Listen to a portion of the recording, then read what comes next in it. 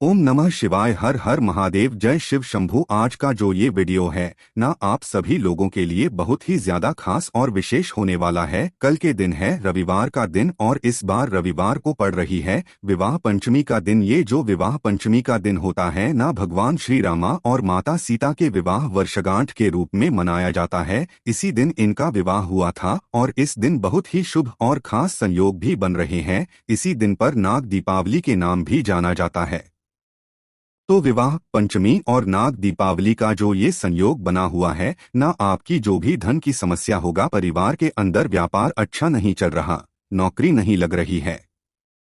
गुरुदेव ने एक शब्द बोला था, अगर आपके पास में किराया तक देने के पैसे नहीं हैं ना, तो मात्र काले तिल और शहद वाला उपाय आपको आज के दिन जरूर करना है। आपकी जो भी धन की समस्या होगी वो हमेशा के लिए खत्म होगी। व्यापार नहीं चल रहा, व्यापार भी चलेगा, पैसा भी आएगा, भी लगेगी, सारी समस्याएं खत्म हो जाएगी।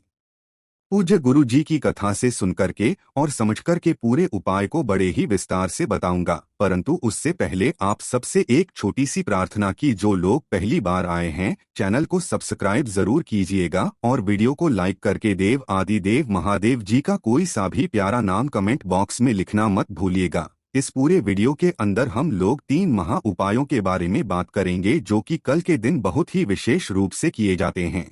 जिसमें आपका पहला उपाय धन की सारी समस्याओं को खत्म करेगा। दूसरा, अगर आप में की कोई बीमारी है, बैठे बैठे पसीना छूटता है, डर लगता है, किसी भी तरीके की कोई बीमारी जो आपके शरीर से जा ही नहीं रही है ना, तो उसका सबसे अद्भुत उपाय कल के दिन किया जाता है। और सबसे खतरनाक, आपकी अगर कोई विशेष मनोकामना पूर्ति है, कोई हृदय की बात है ना, तो उसके लिए तीसरा उपाय जरूर से कीजिएगा। सबसे पहले बात करते हैं पहले वाले उपाय की। पहला वाला उपाय किन लोगों को करना है, ध्यान से सुनना। अगर आपके घर में धन को लेकर के काफी ज्यादा समस्या है, माता लक्ष्मी जी का आपके घर में वास नहीं है, अच्छे से नहीं चल रहा है, आपने खूब सारे हाथ पैर मार लिए लेकिन फिर भी धन नहीं आ रहा है, नौकरी के लिए कोशिश कर रहे हो, नौकरी नहीं लग रही है, किराया तक देने के पैसे नहीं हैं, पैसा कहीं से आ ही नहीं रहा है ना, तो आपको लेने होंगे थोड़े से काले तिल।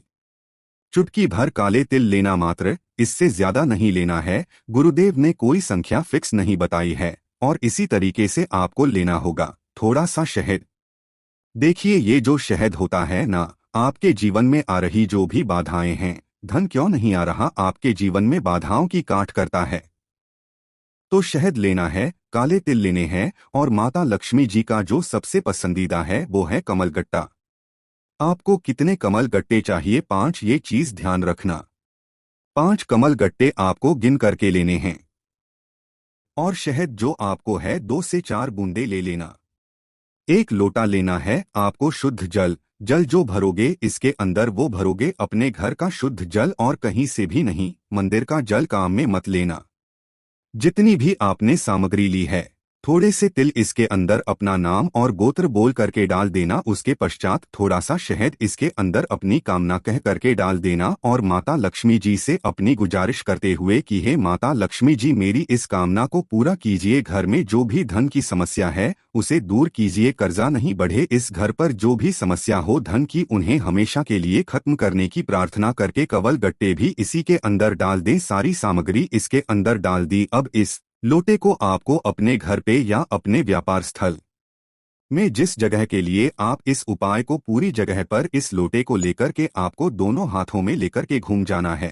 हर एक कमरे में, हर एक कोने में, सब जगह पर, ठीक है? इतना तक कर दोगे, उसके पश्चात आपको इस लोटे को लेकर के जाना होगा। कल के दिन सबसे पहले जाओगे बेल वृक्ष के पास में। जैसे ही बेल पेड़ के पास में पहुंचोगे ना, तो ध्यान से सुनना किस तरीके से करना है। आपको यहाँ पर उत्तर दिशा, नॉर्थ डायरेक्शन की तरफ मुंह करके खड़े हो जाना। और आप सभी को पता है इस वाले उपाय को सिर्फ और सिर्फ प्रदोष काल के समय करना। प्रदोष काल के समय क्यों बताया गुरुदेव ने? क्योंकि प्रदोष काल के समय, शाम के समय, बेलपत्र पेड़ के नीचे माता लक्ष्मी जी का निवास होता है।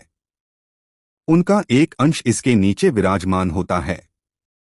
तो आपको उसमें से 1 लोटा शुद्ध जल ऐसे समर्पित करना है धीरे धीरे कि उसके अंदर से कुछ भी सामग्री जो है, खास करके कमलगट्टे, यहाँ पर समर्पित ना हो। बाकी शहद जो घुला हुआ है जल के अंदर वो समर्पित हो जाएगा। काले तिल भी समर्पित होते हैं तो समर्पित हो जाने दीजिए। कमलगट्टे यहाँ पर गिरने नहीं चाहिए। ठीक है, यहाँ पर समर्पित करना और पश्चात 5 कमल गट्टे जो आपके इस लौटे में रह जाते हैं ना, उन्हें लेकर के पहुँच जाना देव आदि देव महादेव जी के मंदिर शिवलिंग के पास में। यहाँ पर भी उत्तर दिशा नॉर्थ डायरेक्शन की तरफ मुंह करके खड़े हो जाना। उन 5 कमल गट्टों को अपने दाहिने हाथ में लेना, अपनी कामना कह करके महादेव जी की शिवलिंग के ठीक ऊपर आपको समर्पित करना होगा। नमः शिवाय, श्री शिवाय नमस्ते स्मरण करते हुए दोनों हाथ को जोड़ना।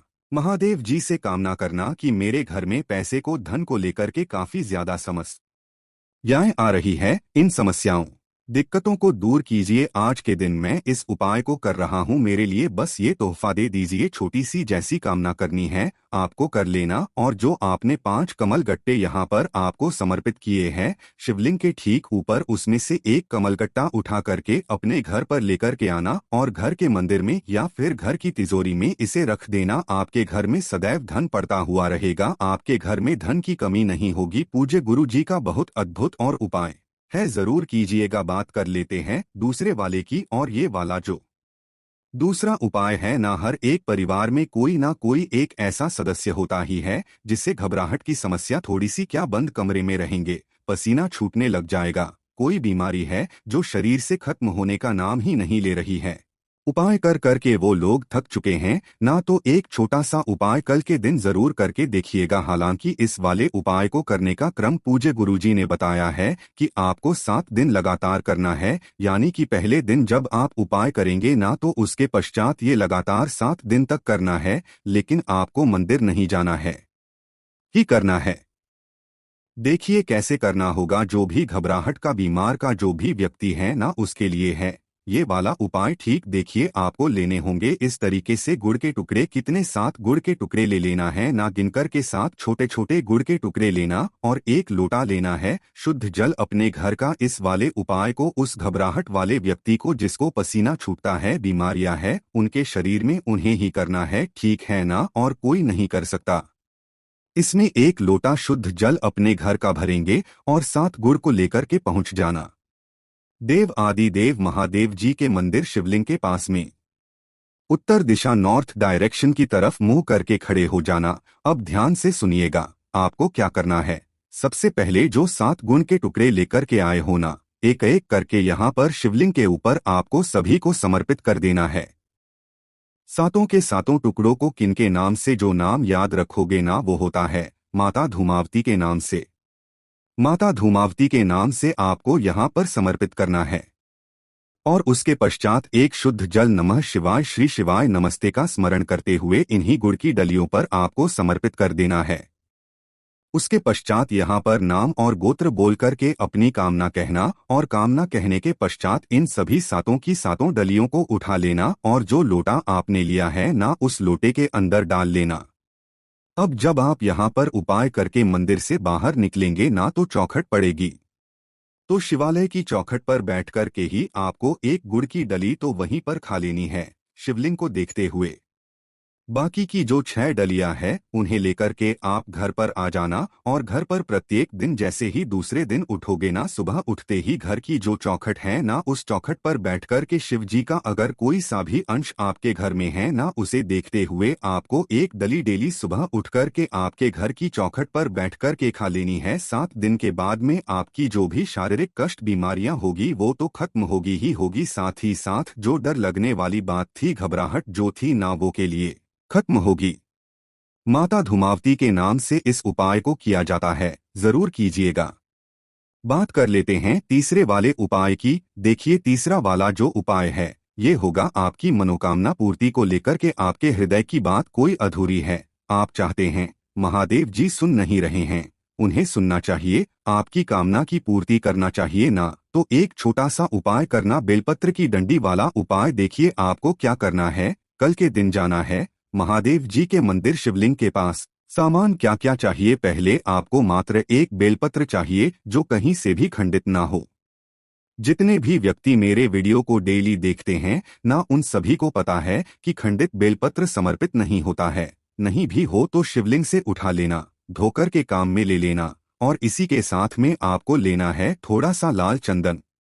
एक चुटकी लाल चंदन आपको चाहिए होगा और एक लोटा शुद्ध जल अपने घर का भर लेना। जिस कलश में से आप जल पीते हैं उसी वाले कलश में से, और इसे लेकर के पहुंच जाना सुबह या शाम। पंचमी के दिन किस दिन आप चले जाना उत्तर दिशा नॉर्थ डायरेक्शन की तरफ मुंह करके खड़े हो जाना। और सबसे पहले आपको देखिए करना क्या है। जब भी आप कामना पूर्ति के लिए उपाय करते हैं ना, एक लोटा शुद्ध जल देव आदि देव महादेव जी को समर्पित करना। नमः शिवाय श्री शिवाय का स्मरण करते हुए कुंदकेश्वर महादेव जी के नाम से नाम ध्यान दीजिएगा। कुंदकेश्वर महादेव जी के नाम से समर्पित करना। उसके पश्चात जो आपने एक बेलपत्र लिया है ना, इस एक बेलपत्र की जो ये नीचे वाली डंडी है, इस नीचे वाली डंडी आपको लगाना है लाल चंदन।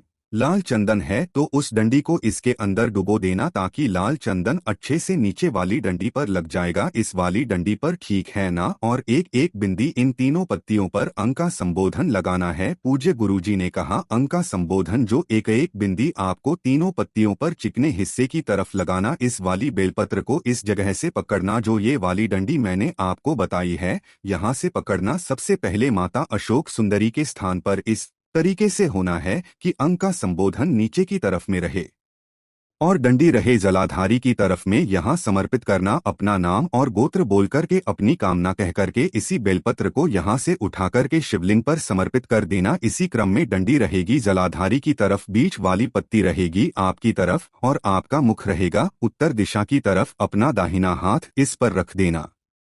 अपनी हृदय की बात एक बार महादेव जी से कह करके वापस घर की तरफ चले आ जाना। पूज्य गुरुजी ने कहा है पंचमी के दिन जो व्यक्ति इस कर लेता है उसके आने वाले 5 दिनों के अंदर अंदर उसकी कामना पूरी होने की कगार पर आ जाती है। पूज्य गुरुजी के सभी उपाय बहुत ही ज्यादा खास और विषय से जरूर कीजिएगा। वीडियो अगर पसंद आया हो तो लाइक जरूर करना, साथ ही साथ चैनल को सब्सक्राइब जरूर कीजिएगा। ओम नमः शिवाय। हर हर महादेव। जय शिव शंभू।